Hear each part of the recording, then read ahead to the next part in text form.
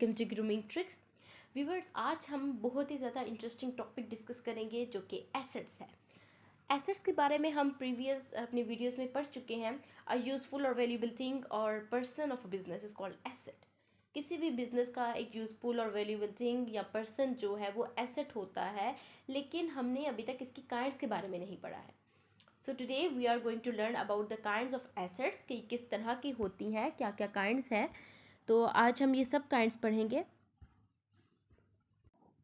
So as you can see on your screen, fixed assets, tangible assets, intangible assets, current assets and wasting assets.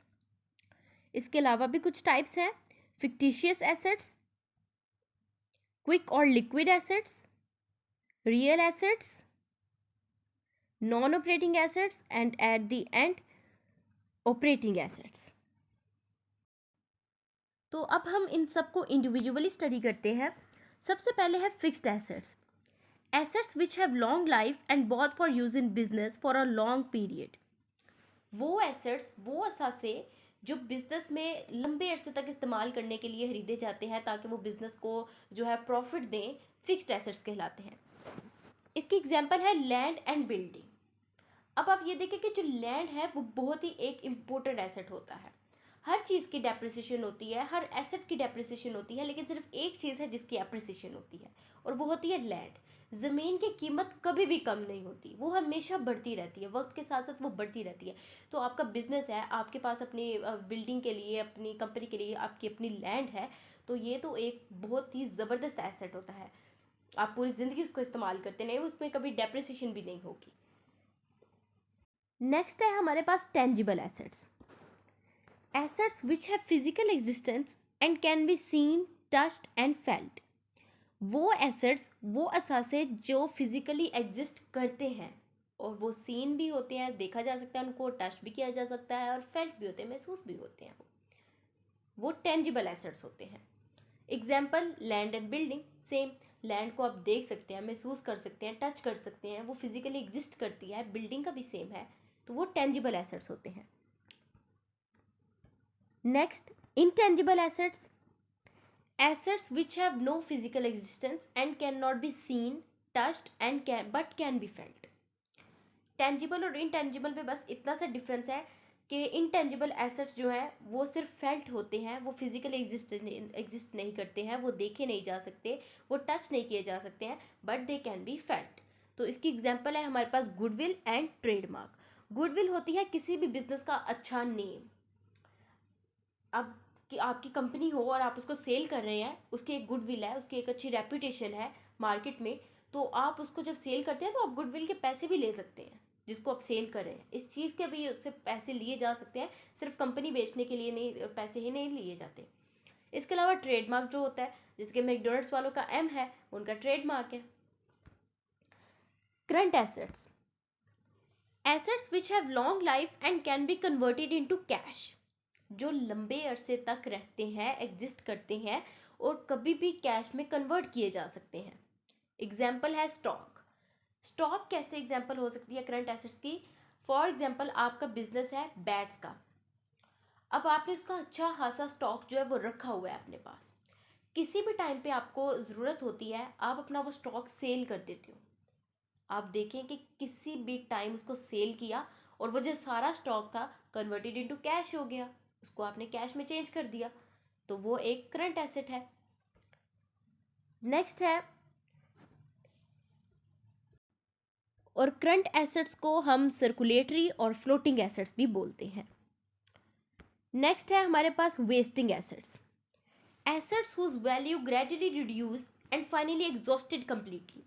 वो असासे, वो assets जिनकी value में आहिस्ता आहिस्ता से कमी आती है और फिर वो ख़त्म हो जाते हैं, फाइनली वो ख़त्म हो जाते हैं। एग्जाम्पल है माइंस एंड फॉरेस्ट। माइंस यानी कानें। अब यहाँ पे पाकिस्तान में सबसे बड़ी कान है नमक की। वहाँ से नमक निकलता है तो उसकी वैल्यू में कमी आ जा रही है, उसकी वो जो माइन है उसकी वैल्यू में कमी आ रही है, और एट द एंड वो ख़त्म हो जाएगी। इसी तरह से जो फॉरेस्ट होते हैं, दरख्त लगाए जाते हैं, फिर वहाँ से काट लिए जाते हैं, उस लकड़ी को जो है डिफरेंट पर्पस के लिए यूज़ किया जाता है, बिल्डिंग्स में यूज़ किया जाता है, पेंसिल बनाई जाती है और भी बहुत सारे काम लिए जाते हैं। तो जो फॉरेस्ट है वो भी आहिस्ता आहिस्ता ख़त्म हो जाता है। तो माइंस एंड फॉरेस्ट जो है वो भी वेस्टिंग एसेट्स हैं। नेक्स्ट है fictitious assets. Assets which have no market value. वो एसेट्स जिनकी मार्केट में कोई वैल्यू नहीं है, वो फिक्टिशियस एसेट्स होते हैं। जैसे कि loss on issue of shares. अब loss on issue of shares कैसे, कि आपने शेयर, एक कंपनी ने शेयर्स ऑफर करवाए पब्लिक को, पब्लिक ने जो है वो सारे के सारे शेयर्स जो है वो सब्सक्राइब नहीं किए। अब कंपनी को जाहिर है वो तभी शेयर्स इशू करवाती है जब उसको कैपिटल चाहिए होता है, कैपिटल इंक्रीज करना चाह रही होती है वो। तो पहले ही उसको, वो लॉस में है, उसको कैपिटल चाहिए, उसने शेयर्स ऑफर करवाए और कैप वो जो पब्लिक है उसने सारे शेयर्स जो है वो सब्सक्राइब भी नहीं किए, उसको पहले ही लॉस हो गया। दूसरी सूरत इसकी ये हो सकती है कि उसने उसको लॉस पे यानी डिस्काउंट पे या जो उनकी फेस वैल्यू है उससे कम में शेयर्स इशू करवाना पड़े हैं, तो उनकी कोई वैल्यू तो ना हुई, तो वो लॉस में हुए। नेक्स्ट है जी हमारे पास लिक्विड और quick assets. Assets which can be converted into cash और which are already in the form of cash. हम इसकी पहले ही एग्जांपल ले चुके थे स्टॉक वाली, दोबारा से वही एग्जांपल्स हैं, debtors, cash in hand, cash at bank and stock, इसकी आप ले सकते हैं दोबारा से। Assets which can be converted into cash, वो एसेट्स जो किसी भी टाइम कैश में कन्वर्ट किए जा सकते हैं या फिर वो पहले से ही कैश की सूरत में हमारे पास होते हैं, वो होते हैं लिक्विड और क्विक। इसमें डेटर्स किस तरह से एग्जाम्पल है, देखिए आपकी किसी ने पैसे देने हैं आपको, जी मुझे तब दे देना, मुझे 2 महीने बाद दे देना, 3 महीने बाद दे देना, वो आपके डेटर्स हैं, एसेट है। लेकिन आप उसको किसी भी टाइम बोल सकते हो कि डिमांड करो कि मुझे पैसे चाहिए, कन्वर्टेड इनटू कैश हो गया वो एसेट। किसी भी टाइम, एनी एनी टाइम वो कन्वर्टेड इनटू कैश हो गया, तो वो एक लिक्विड एसेट है आपका। आगे है हमारे पास real assets. Assets which have market value, वो एसेट्स जिनकी मार्केट वैल्यू होती है, वो बिल्डिंग है, गुडविल है, कैश है, स्टॉक है। जो स्टॉक है उसकी मार्केट वैल्यू है ना, आप उसको कभी भी जो है सेल कर सकते हैं। एक यूज़फुल थिंग का आप स्टॉक करके रख लो, आप उसको सेल कर सकते हो, तो उसकी मार्केट वैल्यू होती है। इस तरह बिल्डिंग जो है आप उसको कभी भी सेल करो, मार्केट वैल्यू है, क्योंकि वो लैंड भी तो है ना, और लैंड में एप्रिसिएशन में जाती है, डेप्रिसिएशन में कभी भी नहीं जाती है वो। तो इसी तरह से जो एसेट्स मार्केट वैल्यू रखते हैं वो हमारे रियल एसेट्स होते हैं। Non operating assets, assets that are not considered to be the part of company's core operations। वो एसेट जो कंपनी का पार्ट कंसिडर नहीं किए जाते, उसका हिस्सा जो है कंसिडर नहीं किए जाते हैं, नॉन ऑपरेटिंग एसेट्स होते हैं। यहाँ पर कोर ऑपरेशन का जो लफ्ज़ी मायने होता है वो रिस्पॉन्सिबिलिटीज़ या ड्यूटीज़ का होता है। तो वो एसेट्स जो आप जिनको कंपनी का पार्ट ही कंसिडर नहीं करते हो, वो नॉन ऑपरेटिंग एसेट्स होते हैं। इसकी एग्जांपल आप ले लें अनयूज्ड लैंड। आप कंपनी की कोई ऐसी लैंड है जो जो बिल्कुल भी यूज़ में नहीं है, आप उसको पार्ट ही कंसिडर नहीं करते हो, ना वो आपको किसी तरह का प्रॉफिट दे रही है, तो जो इस तरह के एसेट्स होते हैं वो नॉन ऑपरेटिंग एसेट्स होते हैं। लास्ट है हमारे पास ऑपरेटिंग एसेट्स।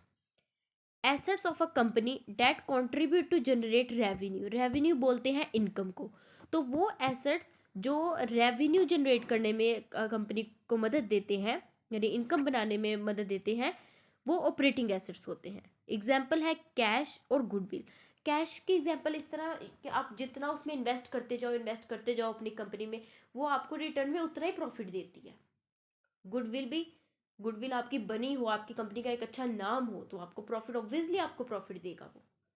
तो ये गुडविल और कैश ऑपरेटिंग एसेट्स हैं। तो सो व्यूवर्स, यहाँ पे हमारी एसेट्स की सब टाइप्स जो है हमने सीख ली, हमें पता चल गया कौन सी टाइप किस तरह की होती है और उसके एग्जाम्पल के साथ हमने पढ़ लिया है। अब इंशाल्लाह हम नेक्स्ट वीडियो में लाइबिलिटीज़ को डिस्कस करेंगे कि ये सब चीज़ें जानना बहुत ज़रूरी होती है, इनका नॉलेज रखना बहुत ज़रूरी होता है, स्पेशली आप एक अकाउंटिंग के स्टूडेंट होते हैं। तो इंशाल्लाह अब हम नेक्स्ट अपनी वीडियो में लाइबिलिटीज़ को डिस्कस करेंगे। Please do subscribe my channel, keep supporting and like my videos. अल्लाह हाफिज़।